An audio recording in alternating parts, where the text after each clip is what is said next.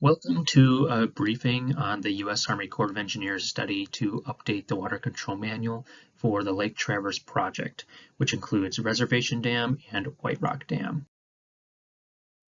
This presentation will provide a general overview of our study, touch on the existing operating plan for the Lake Traverse project, recap previous public and agency meetings, summarize the study's findings after phases 1 and 2, and then talk about next steps and how to provide feedback to the study team.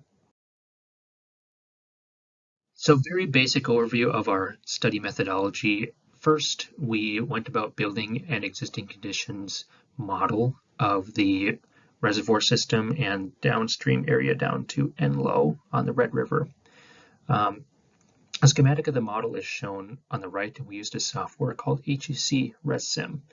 Once we had our model constructed, we developed a list of potential changes to the operation of the Lake Traverse project. Then we used our model to simulate those operational changes over the historic period from the 1950s all the way up to present day. And then we evaluated how those operational changes compared to the existing conditions or baseline operating plan using performance indicators we developed as well as some other engineering tools. So this schematic shows the existing operating plan in a nutshell. In the spring, in late February, we go and do SWE measurements. SWE stands for snow water equivalent, so it's the amount of water that's present in the snowpack. If the SWE is less than 3 inches across the basin, we go into a category 1 year, which means we draw Lake Traverse down to an elevation of 975.5 feet during the month of March. And then we also have a stage limit at Wahpeton of 10 feet. So once the river at Wahpeton reaches 10 feet, we have to shut the gates at White Rock Dam, and we're not allowed to open them again until either we have used all of our flood storage or the stage at Wahpeton drops below 10 feet. And then we also have a maximum release limit of 1100 CFS. So we try to not release more than 1100 CFS unless it's an emergency.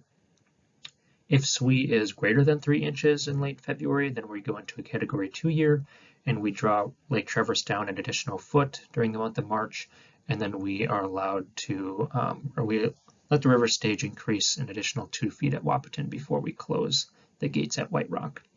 During the summer, we try to maintain a pool at Lake Traverse of 976.8 feet and at Mud Lake of 972 feet. And currently there is no minimum flow requirement out of White Rock Dam.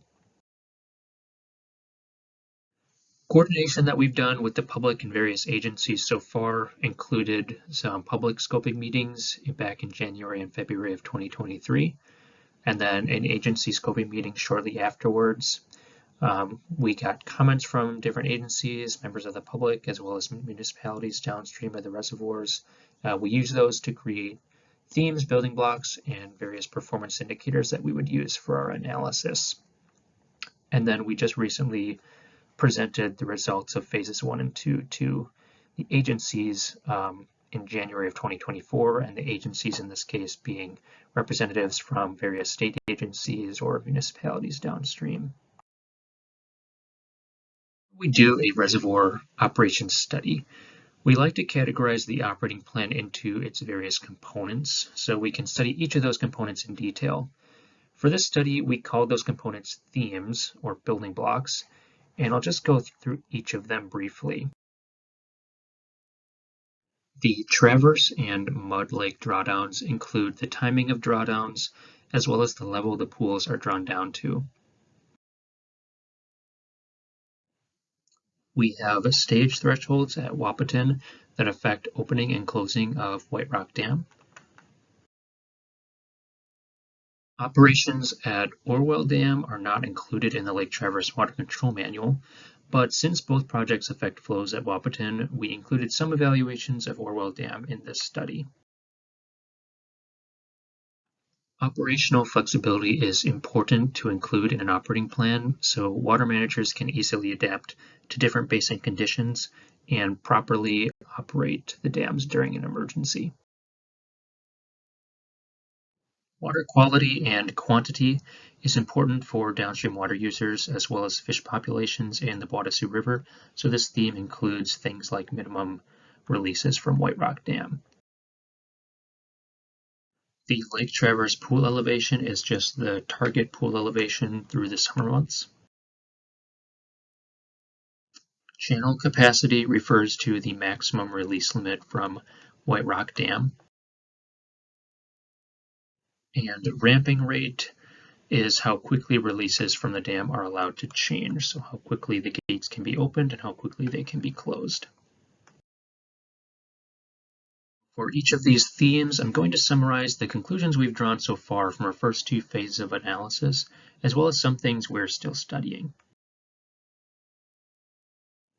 For the Lake Traverse drawdowns, we found that the reservoir should not be drawn down if snow water equivalent is less than 1 inch. So if there's very little snow in the basin, we should not be doing a drawdown.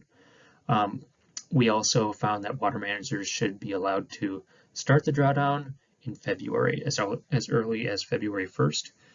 That way we can do our drawdown over 2 months instead of 1, and we can do a more gradual drawdown, and it also we also have a higher likelihood of actually being able to hit our drawdown target by the end of March. And we're still studying whether or not the drawdown elevation target should change if there's more than 1 inch of SWE in the basin. So for example, if there's a lot of snow, should we be drawing down further than we're currently drawing the reservoir down?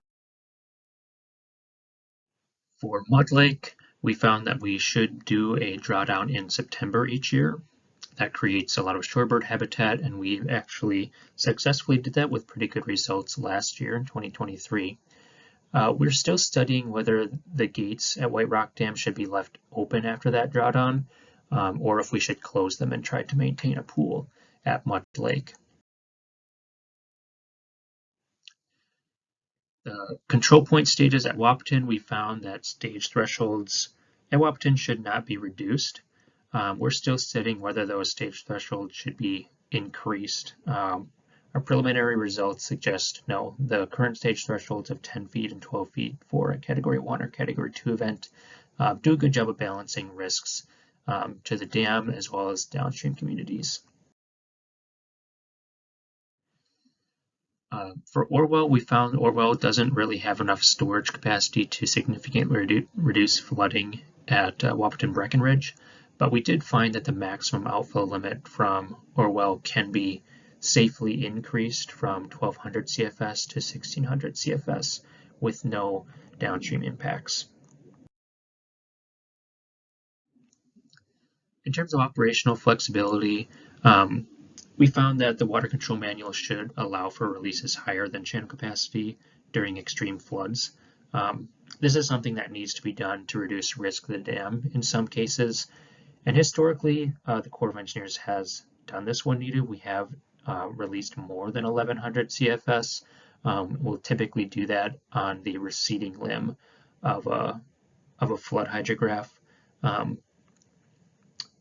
Just in the past, we've had to jump through some extra administrative hoops to do that since it wasn't in our manual. So we want to make sure that moving forward, we have the flexibility to do that.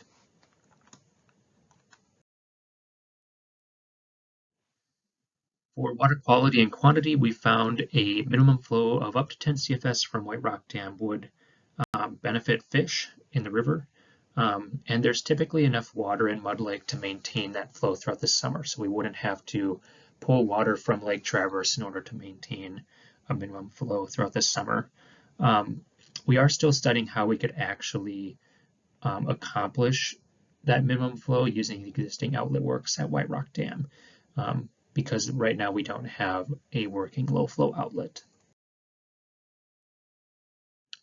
For the Lake Traverse pool elevation, we found that the summer pool of 976.8 feet is good and should not change. For channel capacity or maximum release from White Rock Dam, which is currently 1100 CFS year-round, we found that we should actually vary that by season because that would reduce flooding during the growing season. So if we increase the maximum release limit to 1500 CFS during the spring, we can actually decrease that limit to 900 CFS during the growing season. And our modeling shows that that can help prevent some agricultural flooding during the growing season. And during then during late fall and winter, we could increase it up to 1100 CFS if needed. And then finally, ramping rate. So our current ramping rates, due to some changes to infrastructure that have occurred over the years, cannot be followed using our existing outlet works. So our team developed some new ramping rates that are friendly to fish and can also be achieved with the existing outlet works at the dam. So our next step is phase 3. That's our final phase of the study. In phase 3, we're going to develop a final alternative operating plan. We'll simulate that alternative using our reservoir model and evaluate the results.